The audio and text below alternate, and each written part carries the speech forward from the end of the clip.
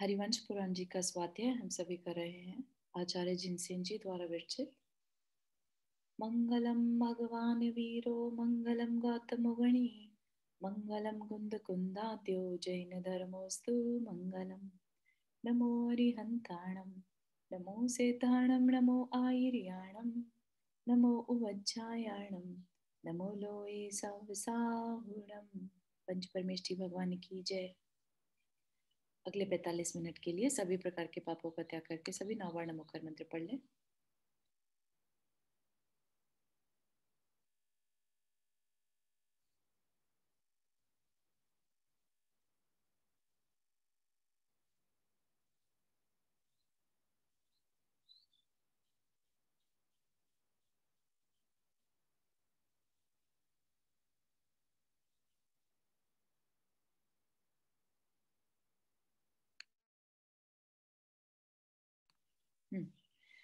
तो कल हमने बहुत ही सुंदर देखा था, भगवान के आचार्य जो हैं वो भगवान के नमस्कार स्तुति कर रहे हैं। ठीक, अब आगे देखते हैं क्या होता है।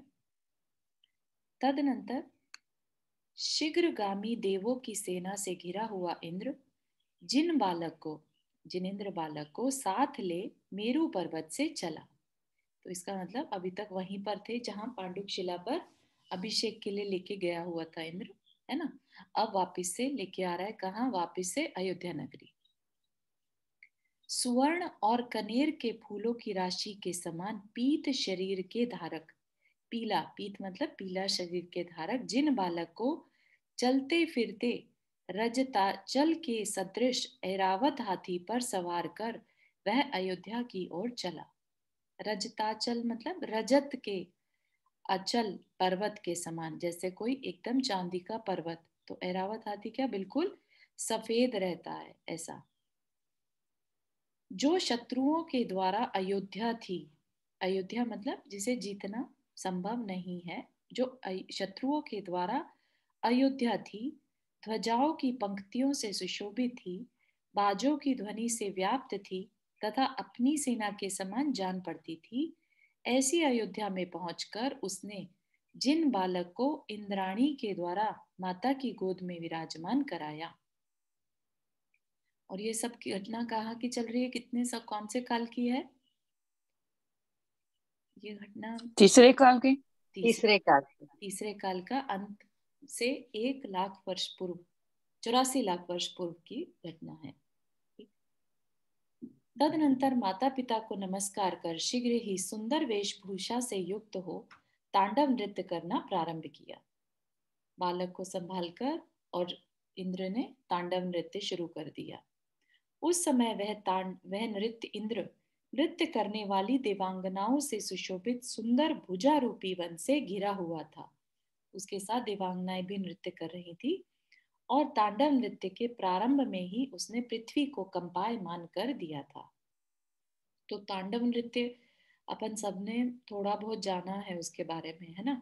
तो तांडव नृत्य बहुत तेजी से किया जाने वाला भक्तिपूर्ण डांस नृत्य। ठीक।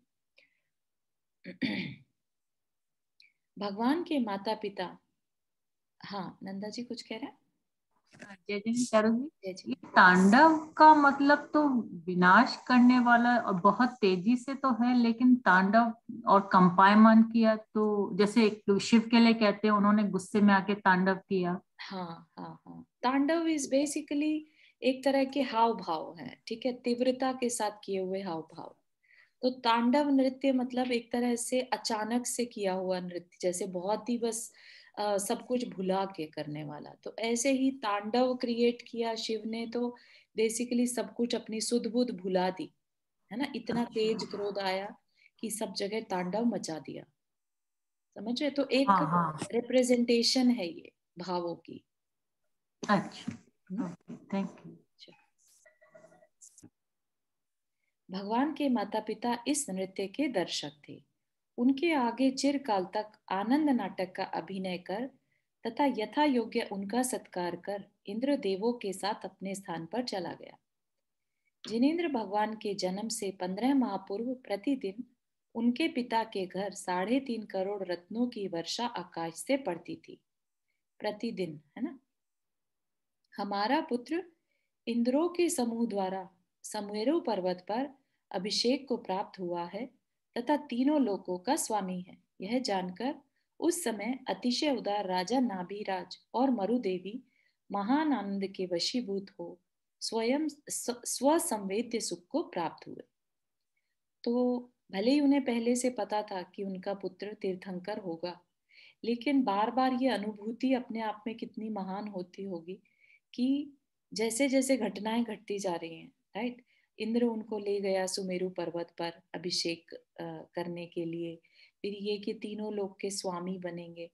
तो ऐसे बालक को अपने यहाँ पर पैदा होते हुए देखना, उसको बड़े होते हुए देखना, उसकी अनुभूति भी अपन मतलब इवन इमेजिनेशन में भी नहीं कर सकते, है ना। तो कितना अतिशय आनंद उनके अंदर में हो रहा होगा। तो ऐसा स्वसंवेद्य, ऐसे अपने आप पैदा हुए सुख को वो प्राप्त किया उन्होंने। गौतम स्वामी कहते हैं कि भगवान ऋषभ देव के स्वर्गावतार, स्वर्गावतार मतलब स्वर्ग से आना, अवतार या अवतरित होना मतलब स्वर्ग से, इंद्र जो सर्वार्थ सिद्धि विमान से वहां से अपनी आयु पूर्ण करके, देवों की आयु, देव आयु पूर्ण करके वो आए थे, है ना। स्वर्ग से आना और जन्म अभिषेक, इन दो कल्याणकों के इस वर्णन को जो भक्ति पूर्वक सदा पढ़ता है अथवा जो सुनता है, वह इस संसार में जिन सूर्य के ही समान कल्याण को प्राप्त होता है। ठीक इस तरह से भगवान के जन्म अभिषेक का वर्णन करने वाला 8वां सर्ग समाप्त हुआ। 9th सर्ग, सर्ग मतलब चैप्टर्स, है ना। अतनंतर इंद्र के द्वारा हाथ के अंगूठे में स्थापित अमृत को पीते तथा माता पिता के नेत्रों के लिए अमृत रूप आहार प्रदान करते हुए भगवान जिनेंद्र दिनों दिन बढ़ने लगे। तो इंद्र ने क्या कर दिया, उनके हाथ के अंगूठे में अमृत लगा दिया कि भाई जब भी चूसोगे तो अमृत आएगा, और माता पिता के नेत्रों के लिए अमृत रूप आहार प्रदान करते हुए, मतलब कि उनको देख देख कर माता पिता को ऐसी अनुभूति हो रही है जैसे अमृत पान कर लिया हो, है ना। तो ऐसे भगवान जिनेंद्र दिनों दिन बढ़ने लगे। प्रतिदिन बढ़ने वाले जिन बालक रूपी चंद्रमा के देखने से संसार के समस्त प्राणियों का आनंद रूपी सागर वृद्धि को प्राप्त होने लगा। यद्यपि बालक भगवान का बाल क्रीड़ा रूपी अमृत रस पिया जाता था और सबके लिए निरंतर सुलभ भी था, तो भी वह नेत्रों, मनुष्य के नेत्रों की तृप्ति के लिए पर्याप्त नहीं था। मतलब कि भगवान की बाल क्रीड़ा देखकर मनुष्य के नेत्र संतुष्ट नहीं होते थे। जिन बालक इंद्र के द्वारा भेजे हुए हितकारी एवं अपने ही प्रतिबिंब के समान दिखने वाले देव बालकों के साथ मनोहर क्रीड़ा करते थे, तो खेलते भी किनके साथ थे, देव बालक, मतलब इंद्र ने भेजे हुए बालक, उन्हीं के साथ वो खेलते थे। भगवान का कोमल बिस्तर, कोमल आसन, वस्त्र, आभूषण, अनुलेपन, भोजन, वाहन, यान आदि सभी वस्तुएं देव निर्मित थी। तो देवता ये अरेंजमेंट करते थे कि उनको जो चाहिए वो सब हम प्रोवाइड करेंगे। इंद्र की आज्ञा अनुसार अवस्था तथा ऋतु के अनुकूल वस्तुओं से भक्ति पूर्वक भगवान की सेवा करने वाला धनद यानी कुबेर वास्तव में धनद यानी धन को देने वाला था। हाँ, कुछ कह रहे हैं चारू जी? जय जैन सभी को। चारू जी, ऐसा मतलब मैंने सुना है कि देवता जो है वो मतलब उनका कोई बाल्यकाल नहीं होता, तो फिर जो आपने बोला कि उनके जो उनके साथ खेलने के लिए देव बालक। अच्छा, ठीक, बिल्कुल सही कहा कि देवों में बालक नहीं होते, लेकिन देव बालक बन सकते हैं विक्रिया रीति से। अच्छा, हाँ, ठीक है, थैंक यू। ठीक, इंद्र की आज्ञा अनुसार अवस्था तथा ऋतु के अनुकूल वस्तुओं से, मतलब कि इंद्र सब कुछ भेज रहा था, वस्तुओं से भक्ति पूर्वक भगवान की सेवा करने वाला कुबेर वास्तव में धन को देने वाला था। अपने सहज मित्रों के समान स्वच्छ एवं दिव्य कला रूप गुणों से युक्त तथा यौवन से परिपूर्ण जिनेंद्र चंद्रमा के समान सुशोभित हो रहे थे। ऊंचे कंधों से सुशोभित, बाजू बंदों से युक्त, गोल तथा उत्तम कलाई से सहित उनकी दोनों महाभुजाएं त्रैलोक्य की लक्ष्मी का आलिंगन करने के लिए पर्याप्त थी। तो अब भगवान कैसे थे, है ना, उनका बता रहे हैं। अब वो बड़े हो गए, युवा में बता रहे हैं। तो भगवान के ऊंचे कंधे, बाजूबंद से युक्त गोल, उत्तम कलाइयां, है ना, और दोनों महाभुजाएं त्रैलोक्य की लक्ष्मी का आलिंगन करने के लिए पर्याप्त थी। दोनों महाभुजाएं, हाथ दोनों साइड पे, है ना। और ध्यान रखिएगा कि भगवान कितने ऊंचे थे, 500 धनुष के। 500 धनुष बराबर में 3000 फीट, ठीक है ना। आज का मनुष्य कितना, मैक्सिमम 6 फीट, नॉर्मल में अगर हम देखते हैं तो 6 फीट, और वो कितने थे, 3000। तो आज के 500 मनुष्य एक साथ खड़े हो जाए एक के ऊपर एक, तब जाके उतने बड़े आदिनाथ भगवान थे, ठीक है। तो उनके पूरे शरीर की संरचना उतने ही बड़ी मानिएगा, है ना, ऑलमोस्ट एक पर्वत के समान अपने लिए आज के टाइम के हिसाब से। भगवान का विशाल वक्षस्थल श्रीवत्स चिन्ह से ऐसा सुशोभित हो रहा था मानो अच्छी तरह से आलिंगित राज्य लक्ष्मी के स्तन से अग्रभाग से ही पीड़ित हो, जिनके पैर और जंघाएं अच्छी तरह मिली हुई थी, जिनके घुटने मांसपेशियों में भीतर छिपे हुए थे, और जो वक्षस्थल रूप महल के आधारभूत स्तंभों के समान जान पड़ते थे, ऐसे उनके दोनों उरुओं की शोभा बहुत बड़ी चढ़ी थी। उरु मतलब थाइस। भगवान के छत्राकार सिर पर काले घुंघराले बालों का समूह ऐसा जान पड़ता था मानो सुमेरु के ऊंचे शिखर पर इंद्रनील मणियों का समूह ही रखा हो। इंद्रनील मणियां बेसिकली नीलम जो होता है ना, डार्क कलर के, वो। इनके ललाट, नाक, सुंदर कानों पर लगे हुए नील कमलों की नाल और डोरी चढ़े धनुष की समानता करने वाले बहों की शोभा वचन मार्ग को उल्लंघन कर चुकी थी। वचन मार्ग को उल्लंघन कर चुकी थी मतलब वचनातीत थी, वचनों से कहने लायक नहीं थी, इतनी सुंदर थी। तीनों लोकों में चंद्रमा अपनी चांदनी से रात्रि में ही आनंद उत्पन्न करता है और सूर्य अपनी दीप्ति से दिन में ही लोगों को आनंद पहुंचाता है, परंतु भगवान का मुख दिन रात के भेद के बिना निरंतर सबको आनंद पहुंचाता था। अतः वह न तो चंद्रमा की चांदनी के समान था और न सूर्य की दीप्ति के ही सदृश था। उनके कानों तक लंबे नेत्र कमल पत्र के समान थे।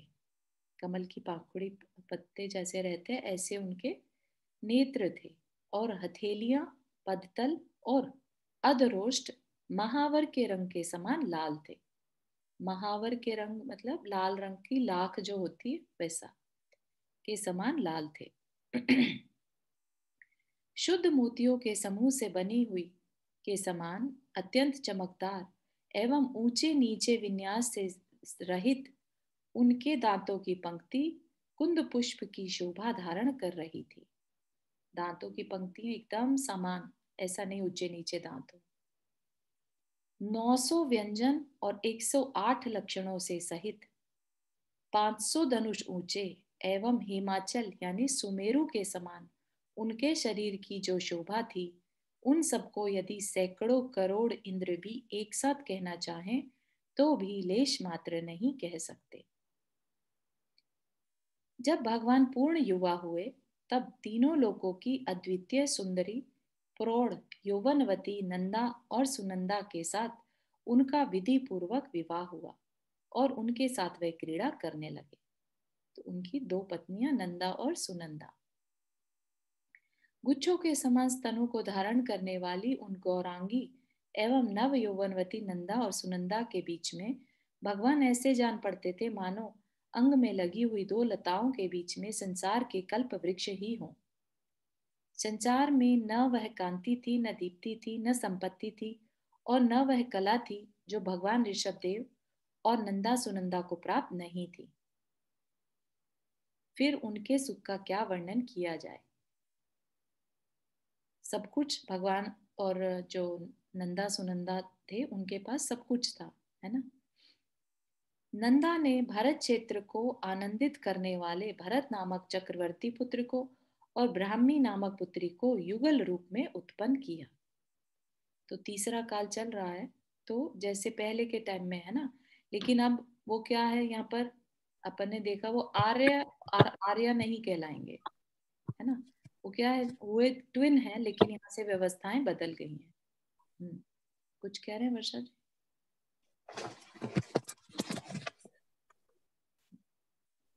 नहीं जय जिनेंद्र, सॉरी।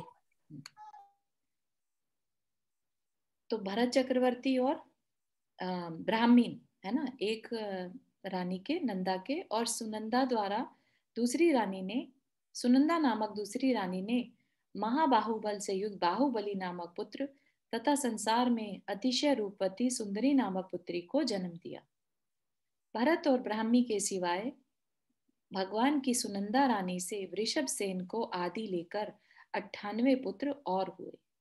उनके ये सभी पुत्र चरम शरीरी थे। सभी पुत्र चरम शरीरी थे मतलब उसी भव से मोक्ष जाने वाले थे। चरम शरीर मतलब आखिरी शरीर, अब इसके बाद शरीर धारण नहीं करेंगे। भगवान ने अतिशय बुद्धि से संपन्न अपने समस्त पुत्रों के साथ साथ ब्राह्मी और सुंदरी नामक दोनों पुत्रियों को भी अक्षर, चित्र, संगीत और गणित आदि कलाओं के सागर में प्रविष्ट कराया था। तो पुत्रियों को भी सारी शिक्षाएं दी। भावार्थ, अपने समस्त पुत्र पुत्रियों को उन्होंने विविध कलाओं से में पारंगत किया था। उससे पहले तो सब तीसरा काल था, भोग भूमि थी, तो किसी को किसी चीज की जरूरत नहीं रहती थी, है ना।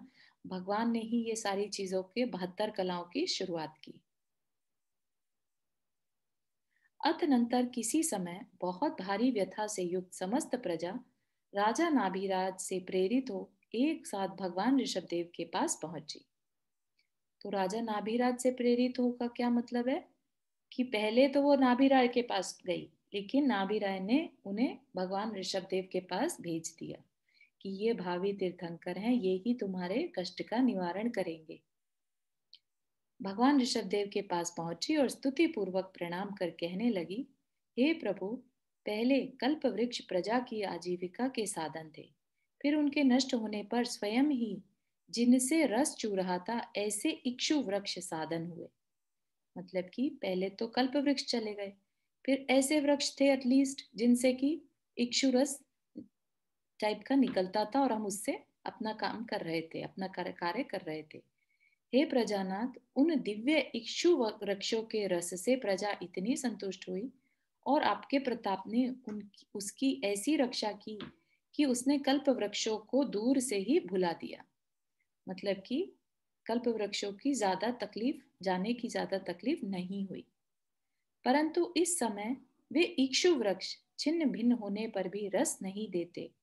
सो ठीक ही है, क्योंकि समय के प्रभाव से कोमल भी कठोरता को प्राप्त हो जाते हैं। समय के प्रभाव से, है ना। एक तो समय का प्रभाव ऐसा है जो बच्चे को बुढ़ापे की तरफ ले जाए, राइट। और एक समय ऐसा है जो नेचर में चेंज ले आए, है ना, कि पहले कुछ था अब आज कुछ होने लगा, जैसे हाइट घट रही है, राइट। ये क्या है, समय का प्रभाव है। शरीर में उतनी ताकत नहीं रही है, क्या है, शरीर का समय का प्रभाव है। ऐसे ही पेड़ों में, चीजों में कोमल से कठोरता हो गई।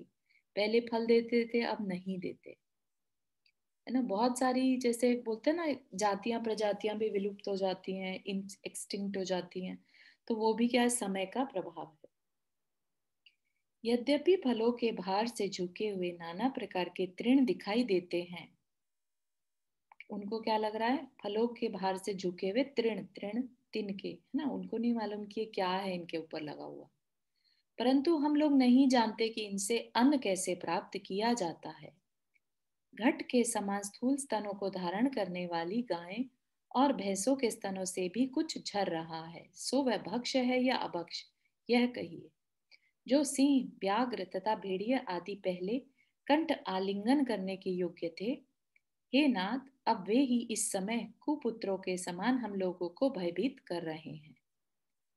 तो पहले सिंह, भेड़िए, व्याघ्र जो हमने पढ़ा था कि भोग भूमि में ये सारे जानवर भी जो हैं मंद कशाई होते हैं। अब क्या हुआ, धीरे धीरे जैसे समय का परिवर्तन, काल का परिवर्तन आने वाला है, तो यहाँ पर क्या हो रहा है, सब चेंज हो गया, राइट। तो इवन जानवर भी जो है वो हिंसक हो गए। पहले कंठ आलिंगन मतलब गले से लगाने लायक थे, और अब वही हमें भयभीत कर रहे हैं। इसलिए हे स्वामिन, क्षुधा की तीव्र बाधा से ग्रस्त इस प्रजा को जीवन निर्वाह के उपाय दिखाकर तथा भय से उसकी रक्षा कर अनुग्रहित कीजिए। तदनंतर दयालु भगवान ने समस्त प्रजा को भूख से व्याकुल देख पहले तो दिव्य आहार के द्वारा सबकी पीड़ा दूर की।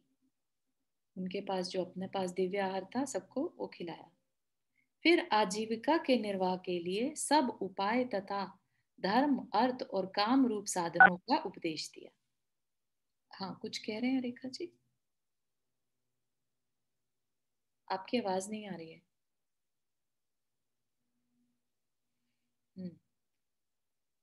आजीविका के निर्वाह के लिए, आजीविका मतलब जीवन चलाने के लिए जो चाहिए उसका कैसे उपदेश दिया? धर्म, अर्थ और काम रूप साधनों का उपदेश दिया।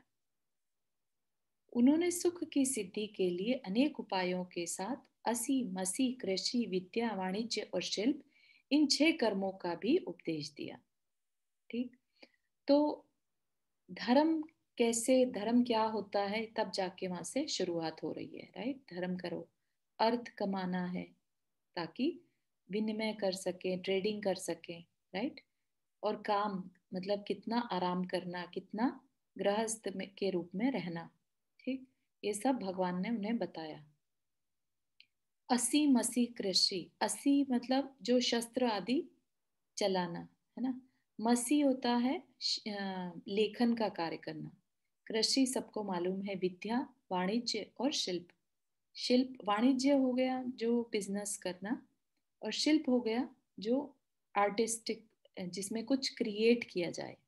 तो क्रिएट में जो ब्लैक स्मिथ हैं, जो बढ़ई का काम करते हैं, या कुम्हार का काम करते हैं, लोहार का काम करते हैं, ये सब कुछ भी शिल्प में आ जाता है। जूलर भी शिल्प में आ जाएगा, कुछ भी क्रिएट करना। ठीक, इन 6 कर्मों का भी उपदेश दिया। तदनंतर उन्होंने यह भी बताया कि गाय, भैंस आदि पशुओं का संग्रह तथा उनकी रक्षा करनी चाहिए, और सिंह आदि दुष्ट जीवों का परित्याग करना चाहिए।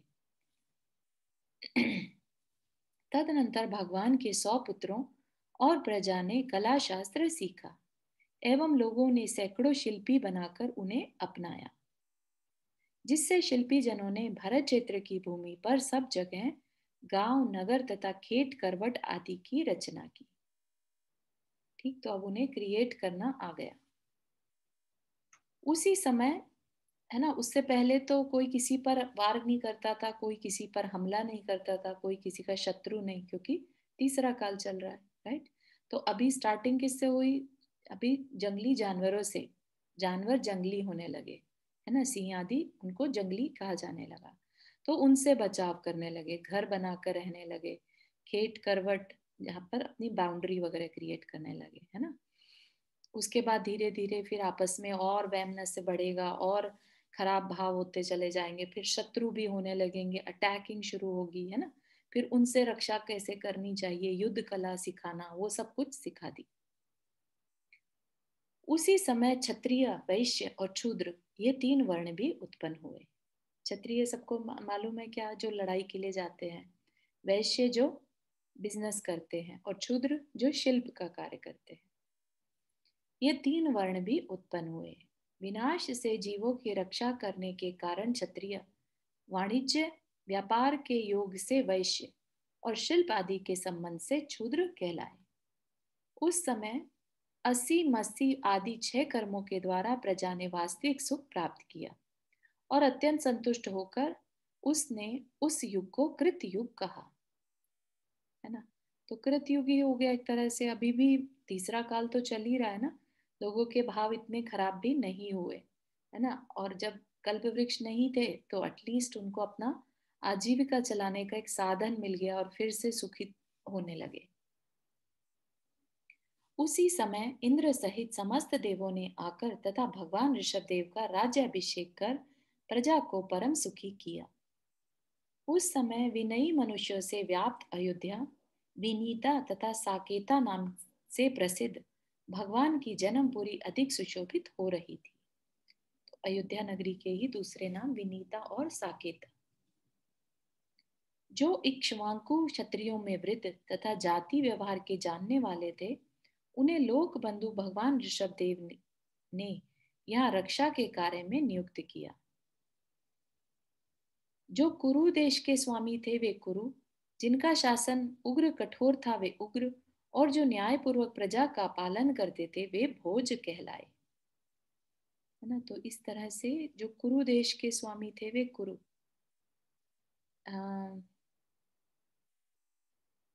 ये तो सिर्फ उनकी जिनका शासन उग्र कठोर था वे उग्र, और जो न्यायपूर्वक प्रजा का पालन करते थे वे भोज कहलाए।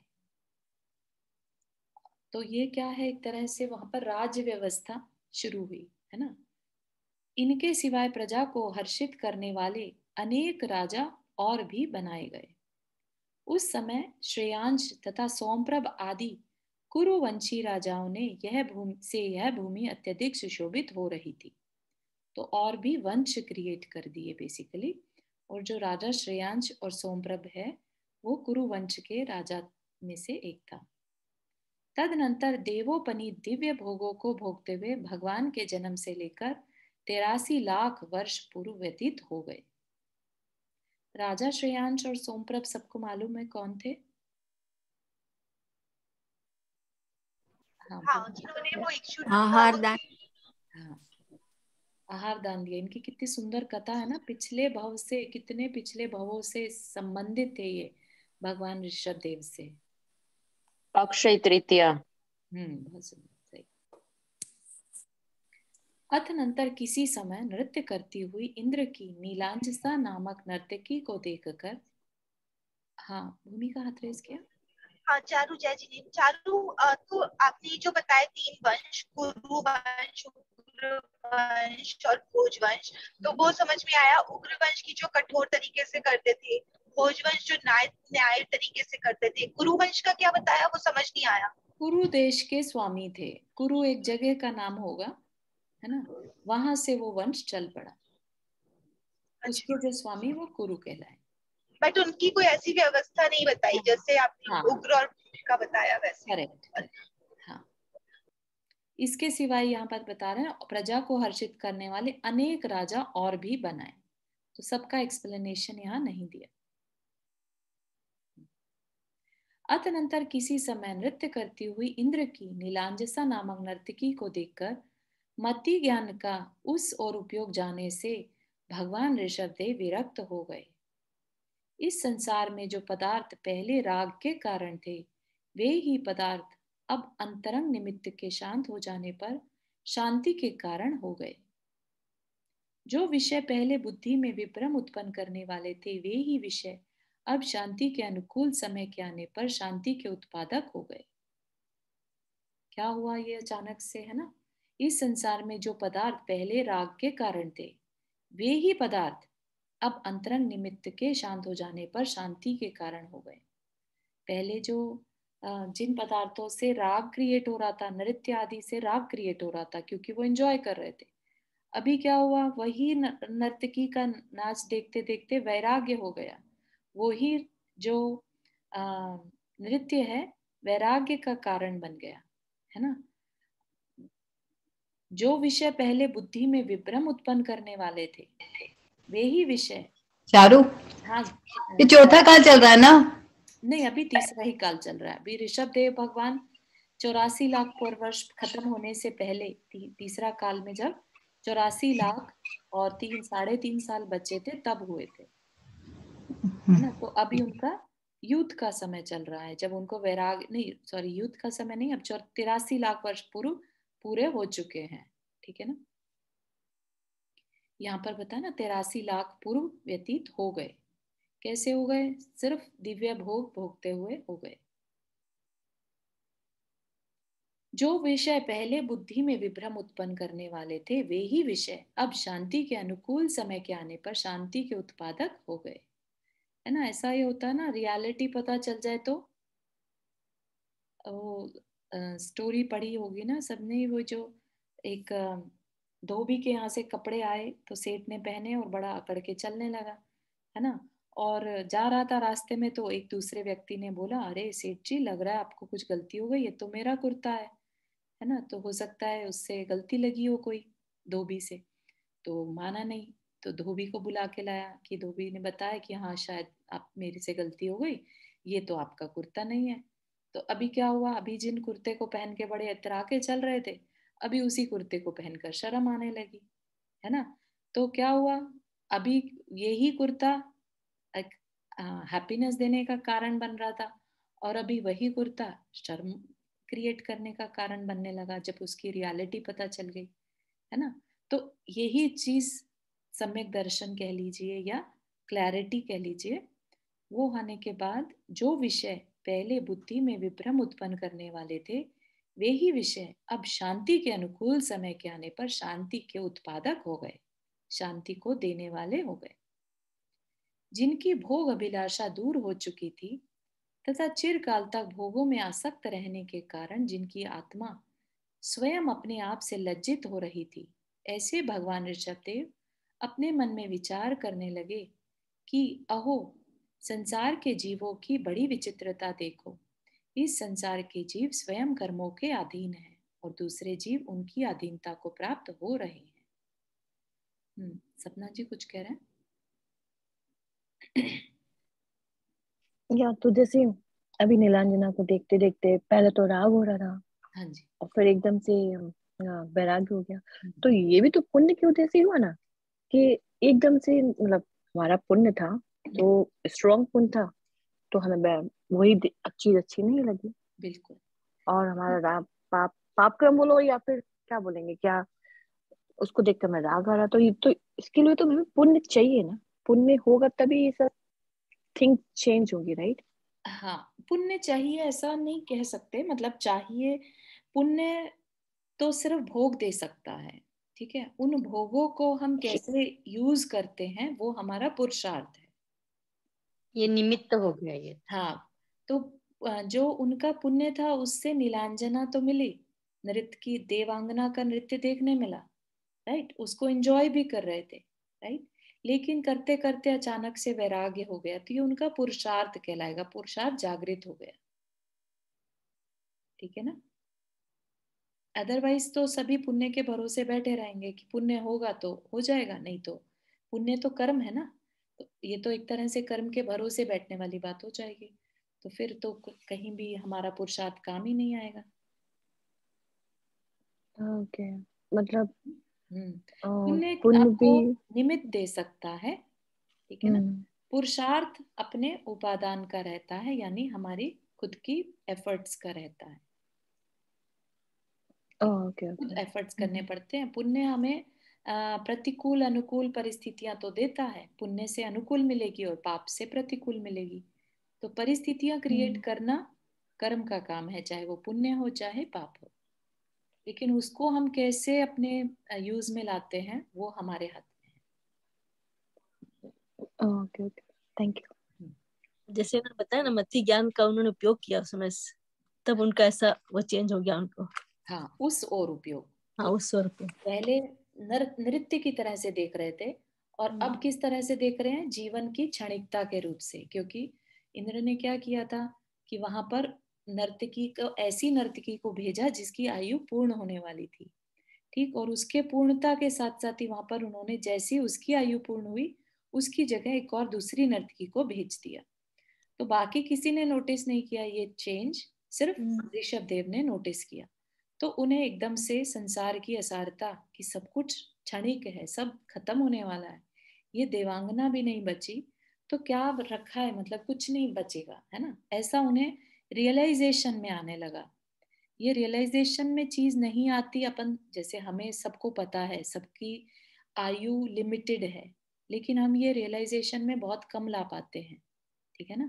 हम क्या मान के चलते हैं कि बस ये जो अभी बना है ना ये बना रहे, अपन के सारे एफर्ट्स हमें प्रेजेंट मोमेंट को क्रिएट करते रहो, बस इसके लिए भागते रहो, ऐसा रहे, ये एफर्ट्स रहते हैं। कहीं पर भी ये एफर्ट नहीं रहते कि लाइफ लिमिटेड है, एक एक मोमेंट को अच्छे से जियो, मतलब पुण्य इकट्ठा करो या पुरुषार्थ लगाओ और अपने उपयोग को सही डायरेक्शन दो, इसमें नहीं जाता है ना। तो ये सारी चीज क्या है, रियलाइजेशन का मोमेंट जब आ जाए लाइफ में तब से चेंज हो जाता है। हाँ, अब क्लियर हो गया कि आपने बता दिया कि दूसरी नीलांजना दूसरी जगह आ गई, तब उनको समझ में आया। बिल्कुल, थैंक यू। वर्षा जी कुछ कह रहे हैं? आगे चलते हैं जी। जय जी नंद्रा, मैं म्यूट पर थी। अच्छा। मैं ये बोल रही थी कि जो अगर निमित्त तो मिलता है, लाइक हम काफी लोगों को, राइट, लेकिन हमारा लाइक मत ही नहीं है कि मेरे कर्म के मतलब उदय नहीं आते हैं, कि वैराग नहीं होता है, मतलब अथवा उपादान नहीं हुआ होता है, अच्छे से पुरुषार्थ नहीं किया, हाँ, कुछ तो है, पुरुषार्थ की कमी कह सकते हैं इस समय। कह जब सकते हैं। निमित्त मिलने के पर भी अगर अंदर से इच्छा नहीं हो रही है तो यस, दो चीजें हैं, एक तो पुरुषार्थ इनफ नहीं है और दूसरा पुण्य की अभी कमी है। कमी है। अच्छा, कर्म भी साथ देता है, कर्म भी है उपादान और और पुरुषार्थ, कर्म दोनों। दोनों। जी, कि थैंक निमित्त हमारे अंदर की कषाय इतनी स्ट्रांग है, राइट, जी। क्योंकि एक निमित्त कह लीजिए बाह्य निमित्त इतना था, अच्छा था, ठीक है, माना वो हमारे को पुण्य से मिला, लेकिन हमारे अंदर कषायों की तीव्रता भी तो पुण्य का, हमारे कर्मों का ही इफेक्ट है। मोहनीय कर्म से कषाय होती है। और अगर किसी को आराम करने की या भोगों की आदत है, राइट, तो उसको वैराग्य क्या लगेगा, कड़वा लगेगा कि अरे ये क्या करना, सब छोड़ने वाला है, ऐसे कैसे। वही लाइक ठीक है। सबको निमित्त मिलते हैं लेकिन हो नहीं पाता है, तो वही मैं पूछ रही थी। तो पुरुषार्थ और पुण्य का उदय भी, हाँ, मतलब तो पुण्य से निमित्त तो मिल गए, लेकिन अभी मिल गए। पुरुषार्थ में कमी है, अपनी कमी है। कषायों को हमने कम नहीं। दोनों चाहिए। बिल्कुल जी, थैंक यू। ठीक है, तो भोग अभिलाषा जिनकी दूर हो गई थी तथा चिरकाल तक भोगों में आसक्त रहने के कारण, चिरकाल मतलब लंबे समय, कितना लंबा समय, 84 लाख पूर्व, पूर्व हमने देखा था, पूर्वांग में पूर्वांग को मल्टीप्लाई करना टाइम्स 1 करोड़, इतना बड़ा पूर्व, ठीक। तो इतना लंबा समय होने के बाद भी, है ना, इतना लंबा समय तक भोग भोगने के बाद उनकी भोग अभिलाषा पूरी हो चुकी थी। तो भोग कितने भी भोग लें, लेकिन सबका एंड आता ही है। ये भी एक अंडरस्टैंडिंग की बात है। हम सोचे कि भोग कभी खत्म ही ना हो, लेकिन ऐसा तो किसी के साथ नहीं होता। हर एक के भोगों का एंड आता ही है। हम सब देख रहे हैं ना कि तीसरा काल भी चला गया, चौथा काल आ जाएगा, चौथा भी चला गया, पांचवा आ गया, तो काल बदलते चले जा रहे हैं। हमें लग रहा है कि जैसा समय है बस वो बना ही रहे, है ना, तो वो पॉसिबल नहीं होता। ये हमारी अवेयरनेस है कि हम कितना इस बात को समझ पा रहे हैं। तो अब उन्हें अपने अंदर में लज्जा हो रही थी। ऐसे भगवान ऋषभदेव अपने मन में विचार कर रहे हैं कि संसार के जीवों की बड़ी विचित्रता देखो, है ना। अभी तक तो खुद भी उसी में लगे थे, और अब क्या है, वो खुद को संसार के जीवों से अलग मान पा रहे हैं। संसार के सारे जीव जो सिर्फ इंजॉय करने में लगे हैं, अब उन्हें, क्योंकि ऋषभदेव थे उससे पहले तो सारे भोगी हैं वहां पर। पहले, सबसे पहले जो मुनि बने वो कौन बने, ऋषभदेव भगवान, राइट। सबसे पहले वैराग्य हुआ उस काल का तो सबसे पहले ऋषभदेव को हुआ। तो उन्हें संसार के सारे जीव क्या दिखाई दे रहे थे, भोगी दिखाई दे रहे थे, कर्मों के अधीन दिखाई दे रहे थे। सबको सिर्फ भोग, और भोग कर्मों से मिल रहा है, पुण्य कर्म से मिल रहा है, तो सबको कर्मों के अधीन देख पा रहे थे। अभिनय के विविध अंगों से युक्त यह नर्तकी समीचीन भाव को दिखाती हुई हाव भाव तथा रस पूर्वक इस अभिप्राय से अधिक नृत्य कर रही है कि मेरे नृत्य से भगवान प्रसन्न होंगे, उनके प्रसन्न होने पर इंद्र प्रसन्न होगा, और इंद्र की प्रसन्नता से मैं अधिक सुखी हो सकूंगी। परंतु यह भ्रांतिवश ऐसा मान रही है ना। तो वो क्या कह रहे हैं, कोई भी कुछ काम कर रहा है तो वो किसी ना किसी भ्रम में कर रहा है। कैसा भ्रम है इस नर्तकी के मन में, कि मैं नृत्य अच्छा करूं तो मेरा स्वामी मुझ पे प्रसन्न होगा, बस इस भाव से। अगर यही चीज उसके अंदर सम्यक दर्शन जैसी चीज होती तो वो नृत्य करते हुए भी उसमें इंडल्ज नहीं होती, राइट। वो जस्ट एक कि मेरे को आदेश मिला इसलिए मैं कर रही हूँ, उसके अंदर ये भाव नहीं होता कि मैं अपने स्वामी को खुश करूं, राइट। तो भ्रांतियों के साथ सब जी रहे हैं। हाँ, भूमिका कुछ कह रहे हैं। चारू, ऐसे ही क्वेश्चन आया अभी दिमाग में कि जब ऋषभनाथ भगवान सर्वार्थ सिद्धि से आए थे तो ऑलरेडी उनका पुण्य कर्म बहुत ज्यादा था, राइट। और तो सर्वार्थ सिद्धि से आए और फिर तीर्थंकर प्रकृति, फिर भी उन्होंने कौन सा निकाचित कर्म ऐसा बांधा था कि कब बांध लिया था, मतलब कि इतने भोगी, क्योंकि उससे पहले भोग भूमि और ये सब नहीं चल रहा है अभी तीसरा काल, तो फिर भी उसको 6 महीने का जो आहार का निकाचित कर्म का भोगना पड़ा, वो आएगा इसमें आगे कि कौन सा कर्म का उदय था। हाँ, वो एक कहानी ऐसी आती है कि उन्होंने जब सिखा रहे थे 80 मसी कृषि का कार्य, राइट, उस समय बैलों के मुंह पर छींका बांध दिया था। तो उस पाप कर्म की वजह से उनका खुद का आहार का अंतराय हो गया था। और फिर उसमें कैसे वो तो सिखाने के उससे बांधा होगा। हाँ, फिर सिखाने का उद्देश्य था। तो इसी फिर भी हाँ, फिर भी एक बैल के का भोजन रोक दिया। नहीं, वो खोलना भूल गए थे बांध के, और फिर खोलना उसमें ऐसा था कि वो बोलना भूल गए कि कभी खोलना है, क्योंकि वो तभी लोग इतने भोले थे ना, तो they didn't know कि when to open again their mouth। वो लॉन्गर टाइम के लिए हाँ, तो वो लॉन्गर टाइम हो गया, तो वो ऋषभदेव तब राजा थे, तो उन्होंने बताया नहीं था कि कभी खोलना है, सिर्फ रात को बंद करना था। तो ऐसा कुछ है। या रात को नहीं, जब काम कर रहे हैं उस टाइम वो खाते। सॉरी, जब काम कर रहे तभी, यस, आई मीन, बट उन्होंने वो बताया नहीं कि कभी खोलना है। हाँ, तो तो वो उनकी वजह से वो भूखे रहे, है ना। हाँ, तो भूखे रहने की वजह से उन्होंने अपने जैसे अपन कहते हैं कि जैन धर्म भावों का धर्म है, राइट, भावों की प्रधानता है, तो उनका उद्देश्य तो ऐसा हर्ट करना नहीं था ना, वो तो भूल गए। हाँ। फिर भी कर्म का इतना उनको फल लगा।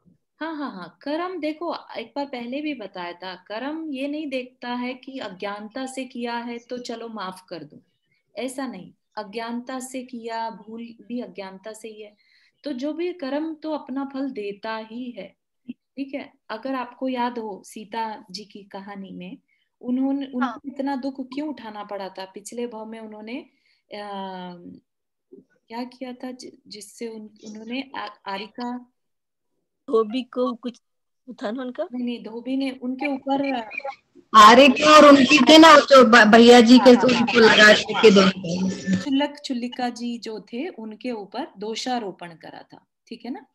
तो इस तरह से अनजाने में क्यों हुई, उनको ये नहीं पता था कि मेरे को इसका पाप चढ़ सकता है, या उनके अंदर जो भी इंटेंशन ऐसा नहीं होगा कि मैं इनके बारे में बुरा पर्पसली फैलाऊं, है ना। उनको लगा, डाउट हुआ, उन्होंने बता दिया, ठीक। ऐसे ही अंजना सती ने जो उनके पूर्व भाव में भगवान की प्रतिमा को बाहर फेंकवा दिया अनजाने में, उनको नहीं पता था कि मैं कर्म का बंद कर लूंगी, ठीक है ना। तो इसी तरह से कर्म रिजल्ट जरूर देता है, ठीक है।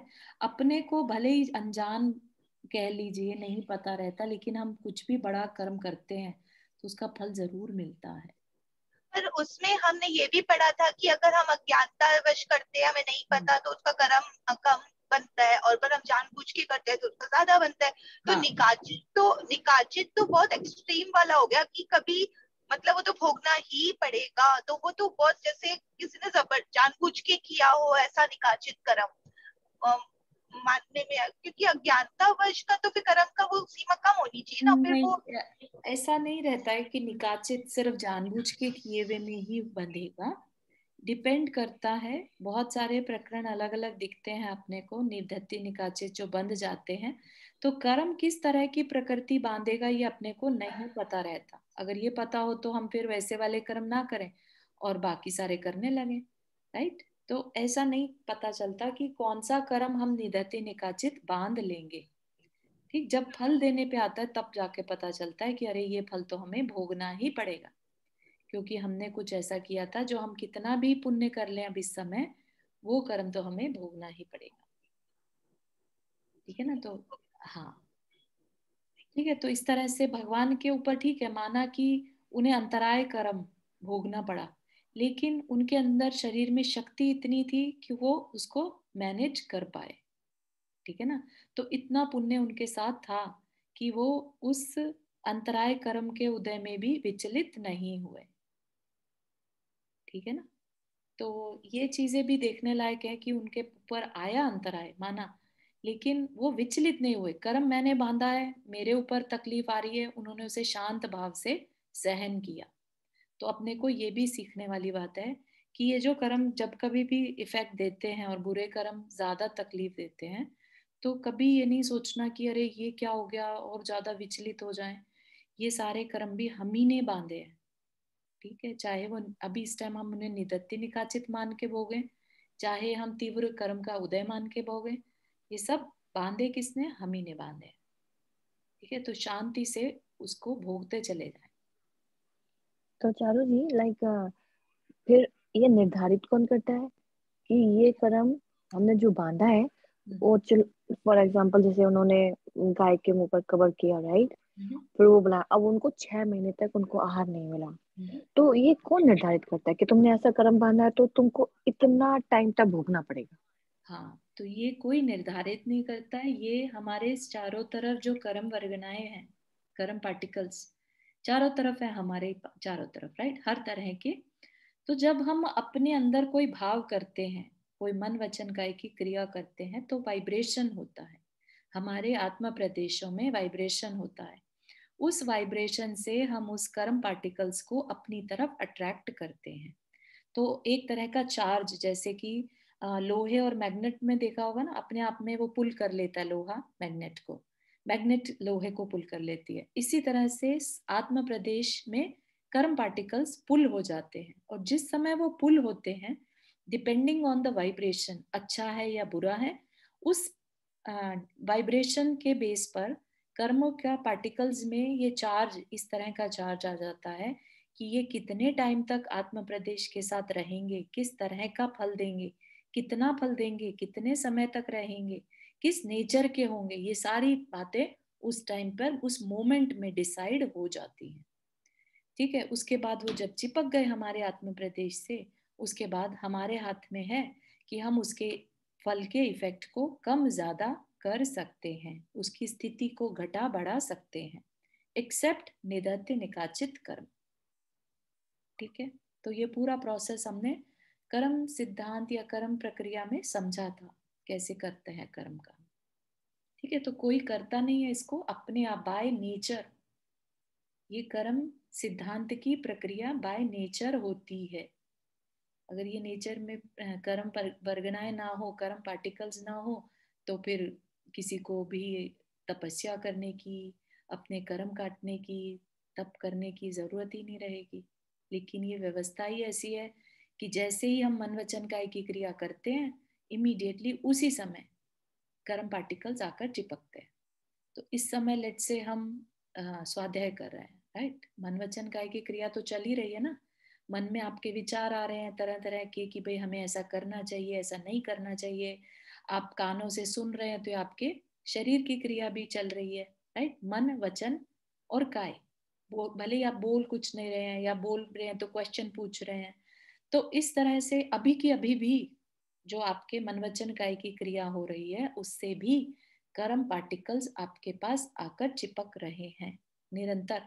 तो इस समय आपका वाइब्रेशन कैसा हो रहा है? इस समय आपका वाइब्रेशन अच्छे कर्मों को पुल करने वाला हो रहा है। तो जो कर्म पार्टिकल्स आपके चिपकेंगे, उनकी नेचर कैसी होगी? अच्छे कर्म वाली होगी, पुण्य कर्म। तो बेसिकली इस टाइम आप अपने अंदर कर्म, पुण्य कर्म बांध रहे हैं। ठीक है ना। तो कौन बांध रहा है इनको? अगर ये क्वेश्चन आपसे पूछा जाए तो कौन बांध रहा है इसको? हम खुद बांध रहे हैं। हमारी कर्म वर्गनाएं बांध रही सोच बांध रही है, आत्मा। हमारी कर्म वर्गनाएं जो भी आसपास है वही बांध रही है हमारे कर्म। हाँ, सबको समझ में आ रहा है ना बात, कैसे हम कर्म बांधते हैं? अपने ऊपर अप्लाई करिएगा हमेशा, है ना। हम हर समय कर्म बांधते हैं। हम जब दुखी होते हैं तब भी कर्म बांधते हैं, जब हम बहुत ज्यादा आसक्त हो जाए, भोग करने लगे, तब भी हम कर्म बांधते हैं, जब हम बहुत शांत हो तब भी हम कर्म बांधते हैं। तो हर मोमेंट कर्म बांध रहे हैं। हम किसी के लिए अंदर में बुरे भाव करते हैं तो भी हम, भले ही दूसरे को पता ना चले, लेकिन हम कर्म बांधते हैं। हमारे में बोलते हैं ना, हम सोते समय भी बांधते हैं कर्म, इसलिए प्रतिक्रमण करके सो जाना चाहिए।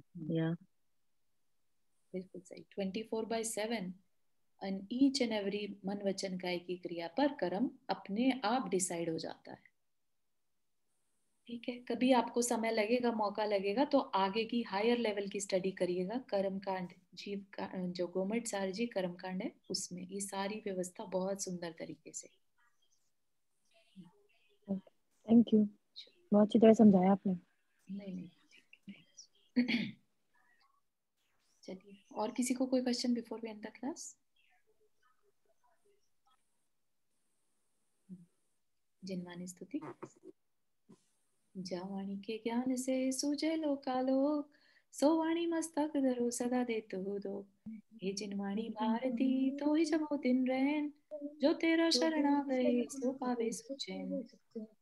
9 बार नमक करना।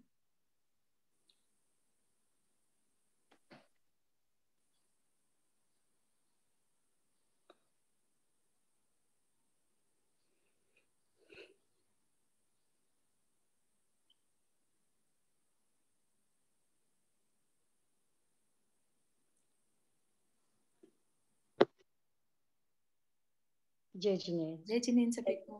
जय जिनेन्द्र सभी को। जय जिनेन्द्र सभी को। जय जिनेन्द्र सभी को। कल चारू जी आपको बहुत बहुत धन्यवाद, आप बहुत अच्छे से समझाती हैं। आपकी आवाज इतनी मीठी है कि बस शब्द नहीं है कहने के लिए मेरे पास।